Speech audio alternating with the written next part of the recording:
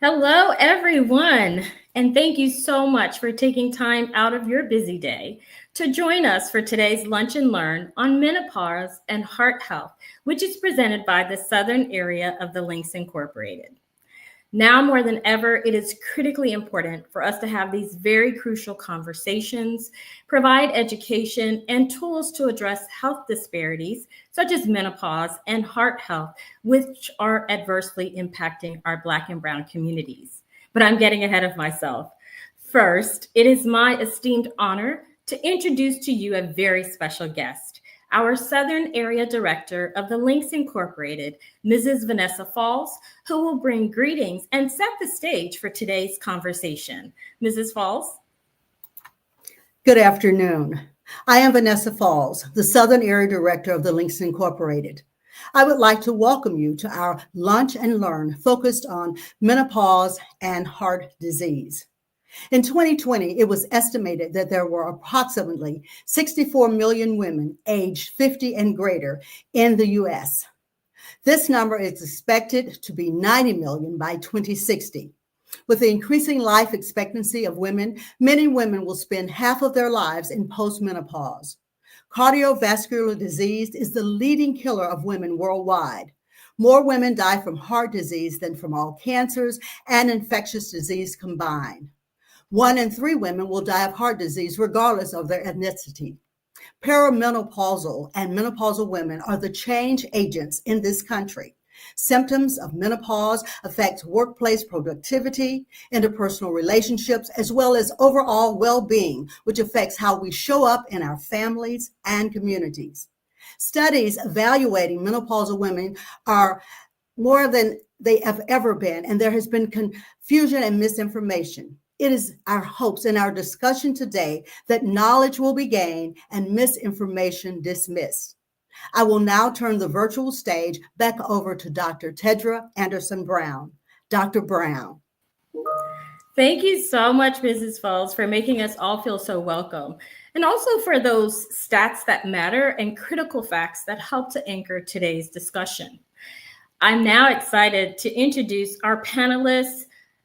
Please prepare to be amazed, enlightened, and empowered.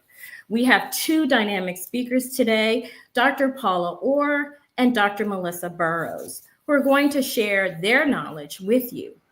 Dr. Orr is a native of Baltimore, Maryland, but has called Charleston, South Carolina, her home for over 26 years. For the past 24 years, she has worked at her passion in women's health as the physician and owner of Charleston's Health and Wellness Medi-Spa and Charleston Women's Wellness Center. Her private practice specializes in preventive and alternative reproductive health for women in gynecology, including hormone replacement therapy and weight management.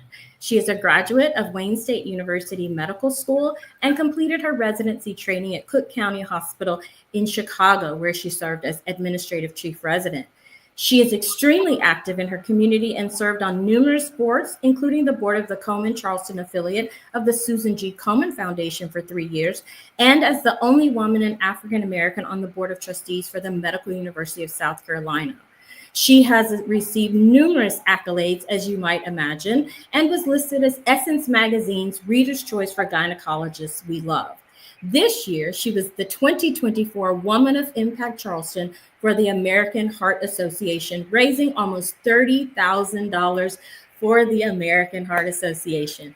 She is a member of the Charleston Alumni Chapter of Delta Sigma Theta Sorority Incorporated, the National Council of Negro Women, the Charleston, South Carolina chapter of the Links Incorporated, and she currently serves as our Southern Area Health and Human Services Chair for the Links Incorporated. Welcome, Dr. Paula Orr. Thank you. Thank you, Tedra.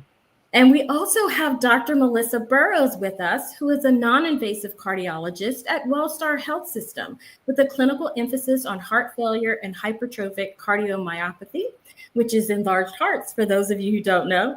Dr. Melissa has expertise in global health and health inequality. She serves on the board of directors of the Association of Black Cardiologists and has conducted clinical research in the United States, Puerto Rico, Peru, and Brazil. She is a well-accomplished author and associate editor of the American Heart Journal. She currently serves on the steering committee of 3 ongoing clinical trials. She has a passion for mentorship and has mentored college students, medical students, residents, and fellows in both clinical research and medicine. She is committed to promoting innovation in healthcare. Born in St. Louis, Missouri, and raised in Atlanta, Georgia, she graduated summa cum laude from Emory University and then from Harvard Medical School cum laude. She is trained in internal medicine as well as cardiovascular medicine, and she is a member of the Dogwood City chapter of the Links Incorporated. Welcome, Dr. Melissa Burrows, as well. Now, I am so excited today to have you both. And everyone, please put your virtual hands together and welcome our esteemed panelists who are sharing not only their time, but their knowledge. So great. So I have to tell you, when the opportunity came to talk about the big M, I raised my hand first because I don't know about anybody else out there, but woo. So let's go ahead and dive in, shall we? So, and I also want to let our audience know, please feel free to put your questions in the chat. And we are monitoring that, and hopefully we will get to as many of your questions as possible. So let's start here. One of the main questions that we get is, can you tell us, Dr. Orr, what is the difference between perimenopause and menopause? Sure. So I get asked that question often as a gynecologist, as you can imagine. Perimenopause is just that. It's around menopause. So it begins in a woman's life at the time that she begins to have symptoms of menopause. Those usually start off as some degree of menstrual irregularities. You may begin having hot flashes, sleep disturbances, all the things that we know that are associated with menopause.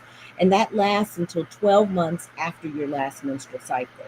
So you are not considered to be menopausal until you've gone 12 completed months without a menstrual cycle. And the other thing that I hear often is, well, when does menopause end? And menopause is actually just another phase in your reproductive life. It is the period in your life where you are no longer having menstrual cycles, where you would consider to be postmenopausal, right? Post that 12-month mark. You will be that until you die, depending on how old you are when you die. So I hear women say all the time, oh, I'm done with that. I'm finished with menopause. It's over. And so for a lot of women, the symptoms get less. So you don't have as many hot flashes. You don't experience as many of the symptoms as you do in the early phase of menopause, but you still, by definition, are considered menopausal after that 12 completed months. Thank you so much. And Dr. Orr, let me just ask you this. When we talk about those symptoms, because you mentioned quite a few of them, why is there such variation? I get asked that in terms of those symptoms. You know, some people say, Well, I've never had a hot flash, and I'm like, ugh, that's not my testimony. Um, but others have them all the time. Can you answer that for us? So I don't think anybody can say with certainty why some women have some symptoms and other women have other symptoms. I do think that you will experience something at some point in your life, regardless of whether you have hot flashes. Some women never have them. Some women don't have them until they are in the late phase of menopause. But sleep disturbances, change in mental clarity, vaginal dryness, mood swings, all of those are symptoms that can go along with those hormonal changes. So if you don't have one, you could very possibly have the other three, right? And so we don't know why some women have some symptoms and other women have others. Okay, thank you so much. Well, that explains a lot, the mood swings, the poor sleep. So, Dr. Burrows, let me shift a little bit and ask you then, how do these hormonal changes that we experience during this time in our lives impact our cardiovascular or heart health? Yeah, that's a good question. I think the scientific literature tries to distinguish the increased risk factors that occur with age versus what occurs with the hormonal changes. And Mhm. we do know that there are changes in the lipid profiles with higher cholesterol in the perimenopausal and menopausal um, time, in addition to the body composition, so more fat, visceral fat, and less lean body mass. Other risk factors, such as diabetes and hypertension, can be difficult to study specifically in relation to menopause because with age, the prevalence increases. And on top of that, the prevalence has been rising for the last few years and decades. And so it's hard to distinguish how much is really attributed to menopause. But we know all of those risk factors are a concern at the age that women are when they approach menopause. Okay, awesome. And Dr. Orta, do you want to add anything to that in terms of those hormonal changes in our heart health? Yeah, so I think, and Melissa will probably agree with this as well, that you have hormone receptors on all of those vascular areas in your body. And so, to her point, nobody really knows directly what the impact is. We know that there is some impact. I think that that's one of the reasons why conversations like this are so important, because there aren't a lot of studies that look at menopause in general, right? I mean, there was one big study that we all know about in the GYN world. Nobody really wants to talk about it anymore because it lost a little bit of credibility. And so there's a lot still for us to learn about it, but specifically as it relates to cardiovascular health. And then when you think about things like metabolic syndrome and all those things that are going to naturally increase as you get older anyway, it makes sense that women would be at greater risk of cardiovascular disease as they get older. One of the things that I will point out, though, is women are considering, do I do hormones? Do I not do Mm-hmm. hormones? Know that the biggest benefit to starting hormones is in that early phase of menopause versus in that later phase of menopause. So I always tell women, if you think you're going to do it, pull the trigger earlier, because that's where, if there's going to be any benefit, you're going to see it early on, not later.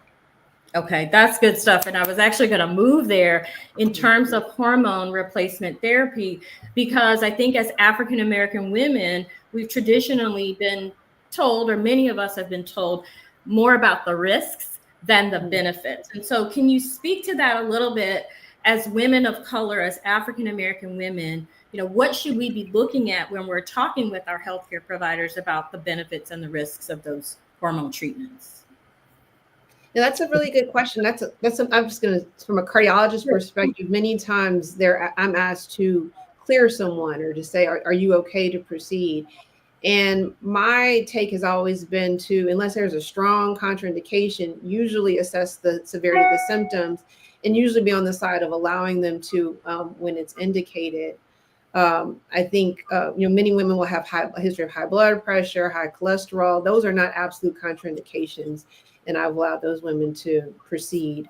Um, I know that Dr. Orr wanted to say something, and she has a, a complementary skill set and expertise. But the one thing I did want to mention is many of the symptoms of cardiovascular disease, things like palpitations, Mhm. are similar to the symptoms of menopause. It can be hard Yeah. to distinguish the two. So many of our evaluations are excluding arrhythmias, heart rhythm disorders, and then allow them to move forward with their hormone replacement therapy. And a lot of times those symptoms get better.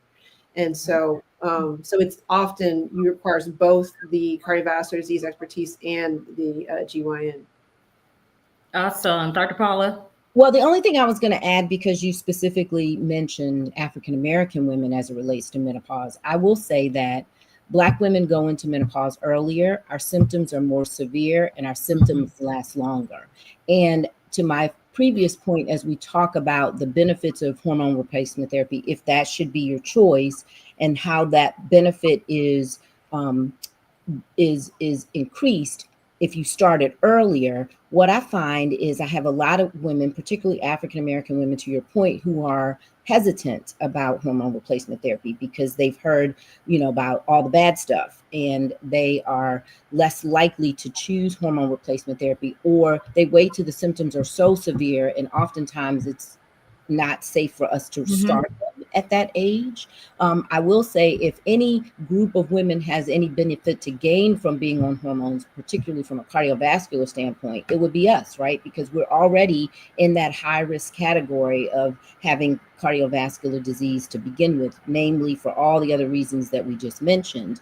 And so those are my patients that I'm really encouraging, especially if they don't have any specific reasons why they can't be on it, that this may be of benefit to you. And again, the studies are limited, so we can't say with certainty that if you started at, right at the time of menopause, that you're never going to have a heart attack. Nobody can say that for certain, but we know that there are some studies that may suggest that there may be more of a benefit to starting it earlier than later. Okay. And we have a few questions, and we want to thank you for those of you who've joined us on Facebook Live and on YouTube for your questions. We're going to get to as many of them as we can. So one question that came through along this lines are, then with that being said, are there some hormones that are better for your heart than others? Like when we're talking about the treatment, or are they all the same across the board? Good question. So a lot of the studies are looking at estrogen replacement specifically.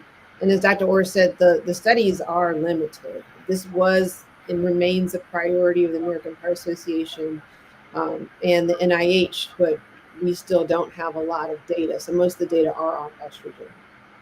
Okay. Okay. And then, you mentioned that most of it is estrogen, which is what I'm familiar with, but we actually had a question about testosterone and testosterone therapy. Do you have thoughts about that for women who have menopausal symptoms? Should we or should we not? Or I know we don't want to deal in absolutes, but what are your thoughts about that? So, as a menopausal therapist, I actually prescribe a lot of testosterone in my practice. It is an off label indication for sexual desire disorder. And so, one of the symptoms associated with menopause is decreased libido or decreased sex drive. And so, I have a lot of patients who come in with concern regarding that.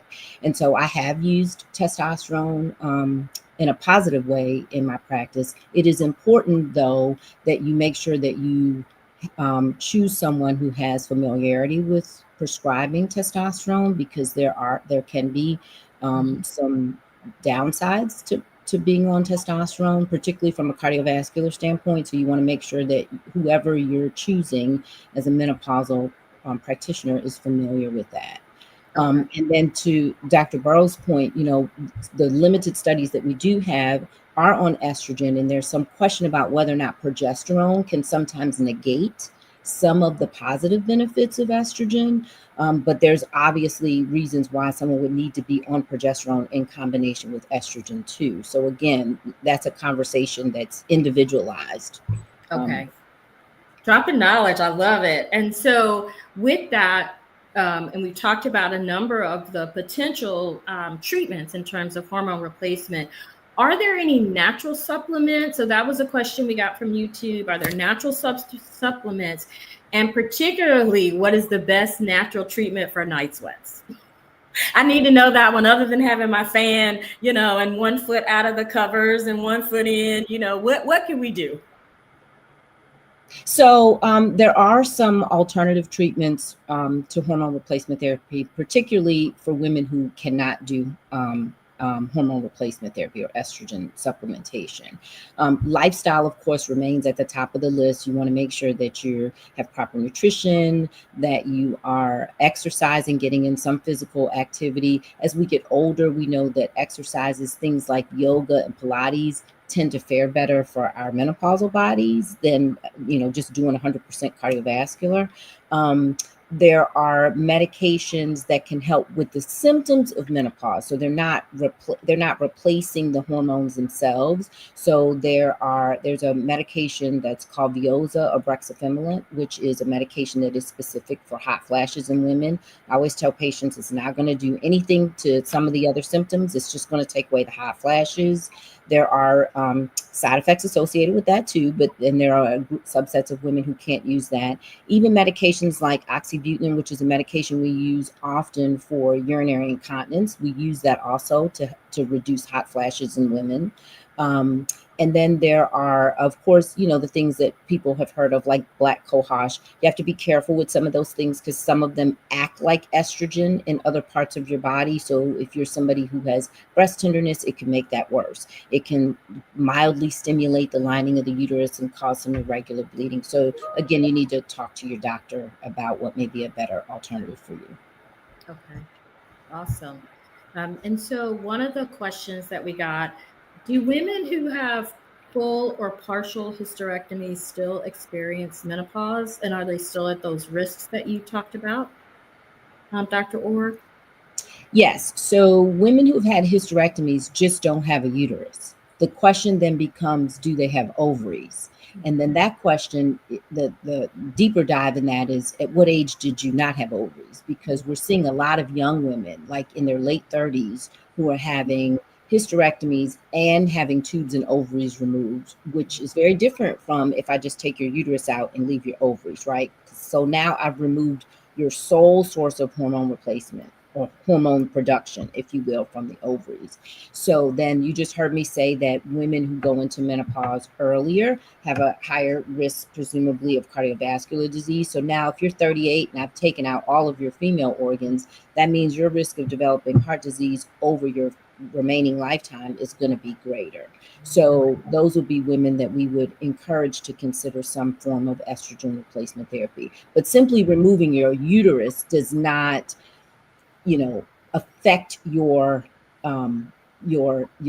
likelihood of going into menopause earlier. There was a loose study that suggested that women who had hysterectomies went into menopause sooner, even if their ovaries remained. But I don't know how true that is with your ovaries still in place. Okay. Okay. And I know folks are probably seeing me. I'm writing all these notes down. I hope everybody's writing them down, but they will be available. The talk will be available on our YouTube as well as our Facebook Live. So if anybody wants to go back and hear it again, or invite your friends and family also to join us. So Dr. Melissa, with all of the things that we have heard so far about menopause and heart health, what can we then do? Like, other than the replacement therapy, what can and should we be doing? This is Heart Health Month, and we want to make sure that we are doing our due diligence and taking care of ourselves. We want to live our best lives. How can we do that? That's a good question. You do have to be intentional about maintaining your heart health. It does not happen automatically. We always start with lifestyle. A lot of the things that we focus on are diet, eating a heart healthy diet with minimal processed food, focusing on fruits, vegetables, whole grains, and lean protein, which sounds very easy to say, but the average American does not eat like that. We eat a lot of processed food in our diet, which brings in a lot of the excessive salt, sugar, and fat that we're trying to remove.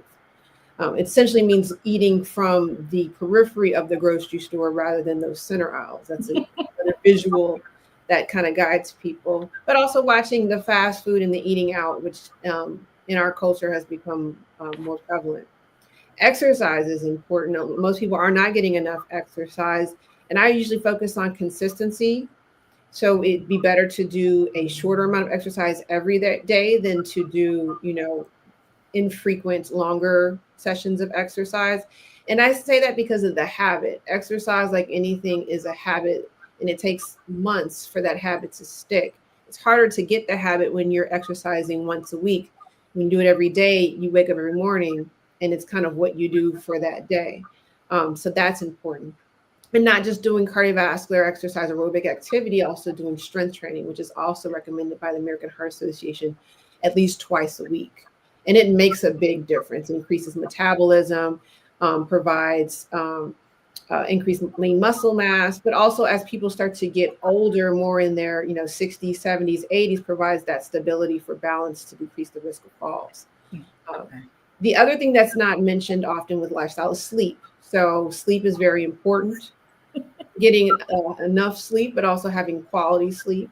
There are studies that show increased risk of heart attack and stroke when you don't get enough sleep. And Black women in particular are very vulnerable to sleep disorders. And that's been shown in a lot of the studies. Now, we do have medicines that we can do to help people to lower their risk. And so some of that includes primarily blood pressure lowering medicines, Mhm. especially since the prevalence of high blood pressure is so high in our communities. I'm sure if any of us were to poll our neighbors, our friends, people in social clubs with us, many of our friends are suffering from high blood pressure. And we need to, and many times they know they have a diagnosis, but it's not well controlled. So Mhm. that's important. The other thing is cholesterol lowering medicines. The statins get a bad reputation in the on Instagram and social media, in the lay press, but in actuality, scientifically, they are some of the safest drugs that I give anyone on any given day of the week. And so, that is one thing that will dramatically lower your risk of heart attack and stroke.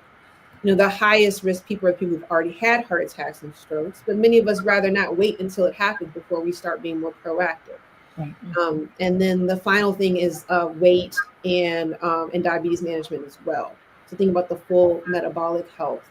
And I am in my practice one of the top prescribers of weight loss medicine, specifically the GLP-1 receptor and agonist, just because it has changed the lives of so many of our patients and really kind of moved the needle on the underlying disease process driving their fatty liver disease, their high blood pressure, their cholesterol, their diabetes. So it kind of takes care of it all at once. So those are the things that we generally focus on. Okay, well, that is amazing and excellent. And I feel like you've been like peeping in on me because I think you hit down the list of the things, particularly like sleep. And we think about like our grannies, they slept like 3 or 4 hours. So that kind of became normalized, right? And so what we're trying to do is normalize these conversations and change what we do so that we have different results, right? And so with that being said, Dr. Paula, I wanted to just ask you from your practice standpoint, can you say a little bit, we talked about sleep, is there anything you would add about sleep? And then also just stress. And I'm a psychiatrist, so hear a lot about, stress, heart disease, and menopause. They're inextricably tied together. So how do Yes. we address that as well? So that's a hard one because there are many different reasons why people aren't getting adequate sleep. Some of it is menopause, some of it is stress and anxiety, as I'm sure you well know. But they are inextricably linked. We know that when you don't get enough sleep, it increases those inflammatory markers, which obviously is going to lead to an increased risk in terms of just general disease states as well. You're not focusing is clear, you're not as productive in the workforce. So there are some current studies that are looking at vasomotor symptoms and its impact on sleep and its impact on women in the workforce, because we know to the point that we made earlier is that if we are not showing up as our best selves at work, in our interpersonal relationships with our families, in our communities, in our organizations, it's gonna have a trickle down effect. And so we know, that Black women are the change agents in this country. So we need everybody to be well rested. We need their menopause symptoms controlled. So they're not thinking of ways to strangle people in the workplace and all the stuff that can go along with that. And I know I'm not the only one that has thought of that. And so yeah, sleep does play a critical role in both menopause and cardiovascular disease. Okay. Thank you for addressing that because I think it's really helpful. Dr. Melissa, you were going to add? No, I think you were right though to talk about the stress management independent of sleep. We know that psychosocial stress increases your risk of cardiovascular disease, increases your risk of it, not only just having unhealthy heart behaviors, but also changing your physiology, um, making you more insulin resistant, raising blood pressure, and so that constant stress and those stress hormones do take its toll on the body. In fact, that's a common consultation I'll have is someone who just physically is unwell and is driven by anxiety and psychosocial stress, especially in women, women who are in their prime, I would say, productivity years in their 40s. Their careers are finally taking off, but yet the balance of taking care of themselves, taking care of their families, and doing the job is really taking its toll. And I do think, as you said, African American women tend to, carry a disproportionate load where they feel like they're on their own and not supported, but it does take a toll on their heart health. I see a lot of women, especially these days, more so than 10, 15 years ago, who are coming in with heart attacks and strokes in their 30s and 40s. It is shocking. Basically, I told everyone in our group, if you see a 30-year-old woman with chest pain, do not blow it off. You need to make sure their heart is okay because we're seeing it every day. Hmm. Absolutely. And that's a great point because I think, we tend to think of those of us who are, this is the fabulous year of 60. You think about us, but I have a daughter who's in her 30s, right? And so I work, and she's in a high paced job. So that's really good information. Sisters, and brothers, if you're on, we have to keep about the business of information sharing, right? And getting it out in our communities. One of the things that you mentioned, and it kind of came to mind with that, is how important it is for us to understand our family histories and to share. Because some of this, if you are 30, right, and you start having chest pain, you may think it's just anxiety, and as you mentioned, blow it off and not understand what your family history is or what your risks are. Can you all share a little bit about like the ways that we can begin to have those conversations in our families about, what the family history is and not have that Vegas mentality, like keep it to myself? Yeah, I think there's some big red flags that should be, in your mind if you have a family history of things like sudden death, early heart attacks, early strokes. Those are the big ones. We think about heart failure as well. Heart failure disproportionately affects African Americans, and some of it is genetic. Not all of it is, but there are genetic syndromes that, such as cardiac amyloidosis and hypertrophic cardiomyopathy. But to your point, what I have observed is sometimes someone dies suddenly in their sleep, and there's never an autopsy, and then people kind of don't really talk about it. And that is, if you're a first degree relative of that person, you need to kind of have an assessment to make sure you don't have some of these genetic syndromes. Um, and it's hard because in families, behaviors are shared in families in addition to genes, so not everything is genetic, but we do know things like high blood pressure tends to run in families even though we don't have specific genetic testing, coronary disease. So there's so many genes involved in coronary atherosclerosis and coronary disease that there's no clinically available genetic test. But if your mother or father had a heart attack in their 40s or 30s, that should raise suspicion that you might be susceptible. Now, maybe they smoke, maybe they, maybe you don't smoke. I get this a lot, but it's still early. There's a lot of smokers who don't have coronary disease, so I wouldn't just attribute it to their smoking. But a lot of families and cultures don't like to talk about disease, and there's a lot of shame and a lot of secrecy. And so it can be hard. I don't insist that people cry when their families are not, forthcoming. But if they give you a little bit of information, just ask the follow-up questions and see where it goes. And oftentimes, they might even realize that it's something to pay attention to and follow up on. Thank you so much. We do have so many more questions than we're likely going to get to, but we're going to try to get to a lot of them. This question came up. We talked about the more common symptoms of menopause and perimenopause, but what are some uncommon symptoms outside of hot flashes? Like, alcohol intolerance or shooting pains, things like that. You mentioned higher cholesterol. And then, kind of a corollary to that is if you're blessed with not having hot flashes or other quote unquote negative symptoms, are there still things that you need to be mindful of, and what can you do? So I'll start with you, Dr. Paula, and then move back to Dr. Melissa. So, to answer the question of the person who says if you're blessed not to have any symptoms, I would add a yet onto that, because you may not appreciate the symptoms now. It's interesting. I'm seeing a lot of women in their late 60s, early 70s who were showing up in my office saying, I never had hot flashes, I never had any of these symptoms, and now all of a sudden I'm having them. Mm. So just because you're not having them now doesn't mean that you won't ever have them. And the other thing is that to that question's point, there are atypical symptoms. Things like joint pain can sometimes be related to menopause.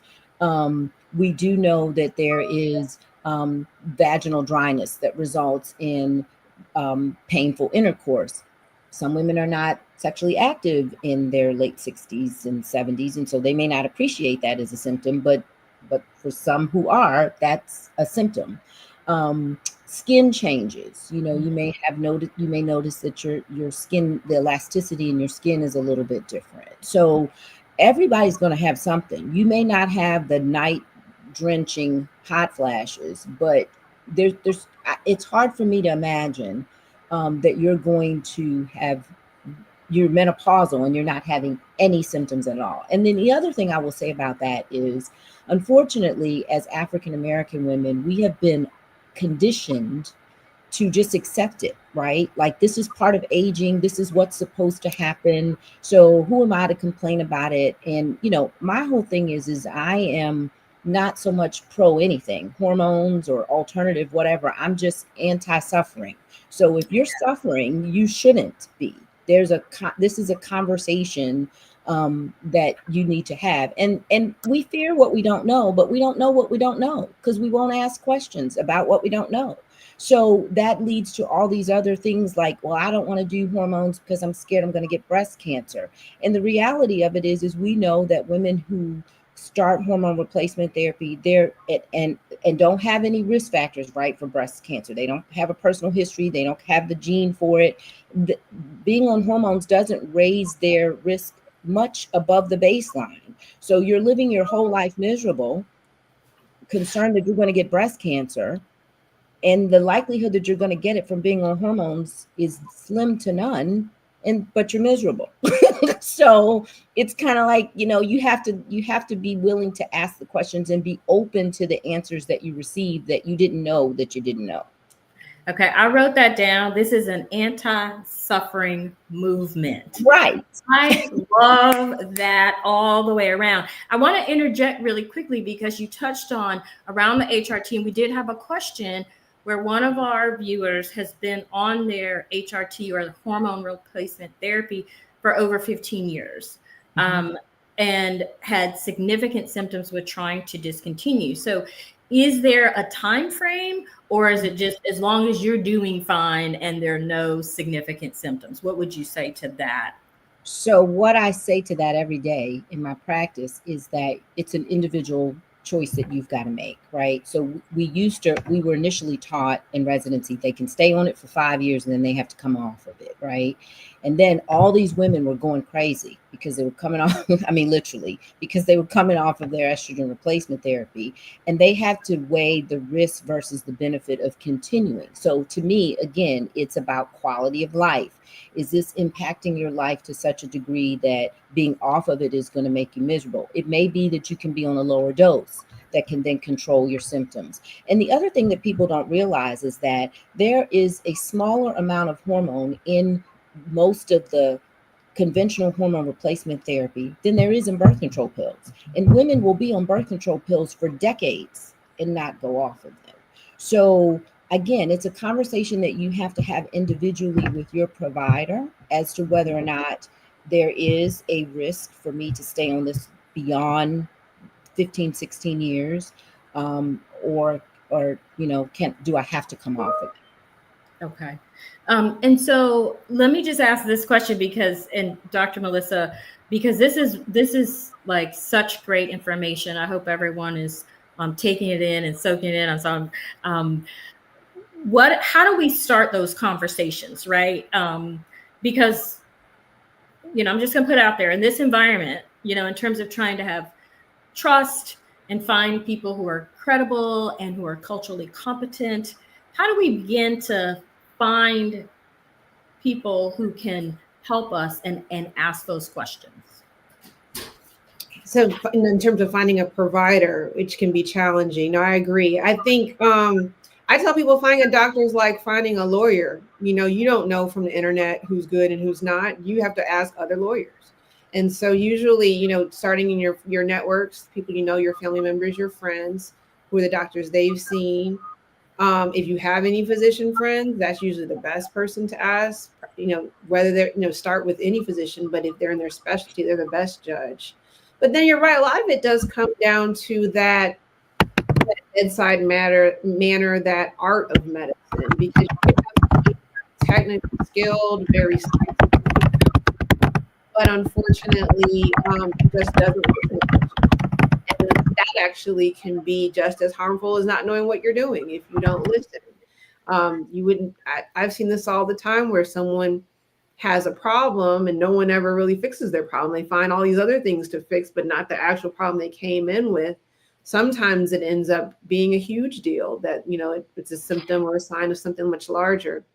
So I do think that's the case. And I always tell people to never be afraid of getting a second opinion.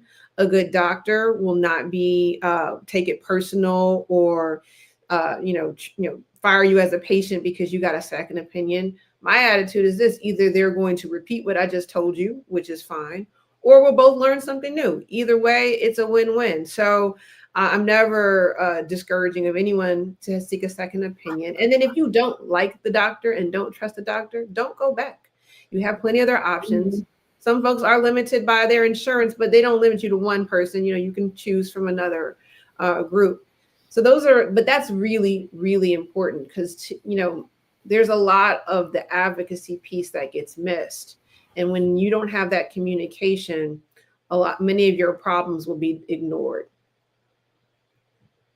That is awesome. And my apologies. You can probably hear the dog has just come in. We're going to be wrapping up in a few minutes, but there's so many more questions. So great.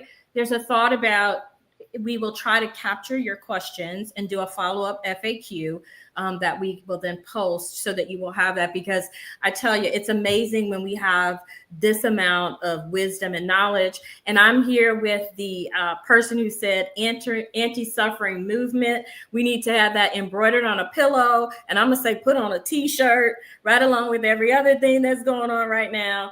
I do want to just take a few moments for each of you to have like 1 minute to just wrap up. If there's one thing that our audience can take away from our discussion today, what would that be? And I will start with you, Dr. Melissa. So I think for me, the biggest thing I emphasize when it comes to heart healthy behaviors is habit. There is the small things we do every day that make the biggest difference. And we oftentimes don't think about it. We have good habits and we have bad habits. And so being more self-aware so that you can emphasize the good habits, the exercise, the eating the healthy food on a regular basis.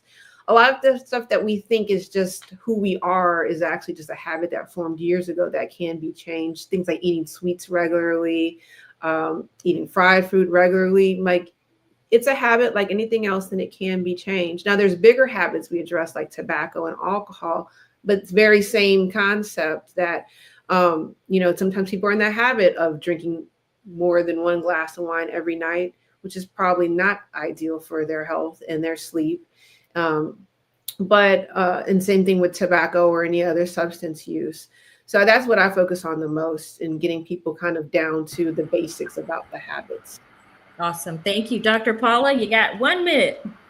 Oh, well, I think my final thought would be to remind everyone that menopause is not a disease, it's a phase of your life.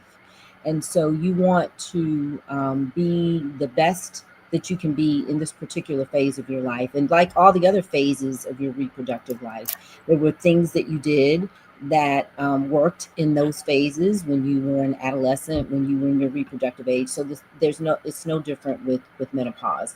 And to encourage you to have those continue these conversations, right, within your sister friend groups, and finding a provider that can answer those questions for you and determine what the best um, course is for you, whether it's hormones or not. But just understanding that your body is changing during this season and that there are ways to not suffer through it. Another t-shirt maker, menopause is not a disease. So we want to be intentional about starting and ending on time. On behalf of our Southern Area Director, Mrs. Vanessa Falls, our Southern Area Program Coordinator, Dr. Persharon Dixon, the Southern Area HHS Committee, our amazing panelists, the assisted doctors, Dr. Paula Orr and Dr. Melissa Burrows, and to all of you for joining us. We want to thank you for your time today. It is our hope. Well, let me change that. We know you have learned some new great information, and we want to take that with us as we strive to improve our health and the health of others around us. Have a wonderful rest of your day. Be safe and good afternoon. Bye bye.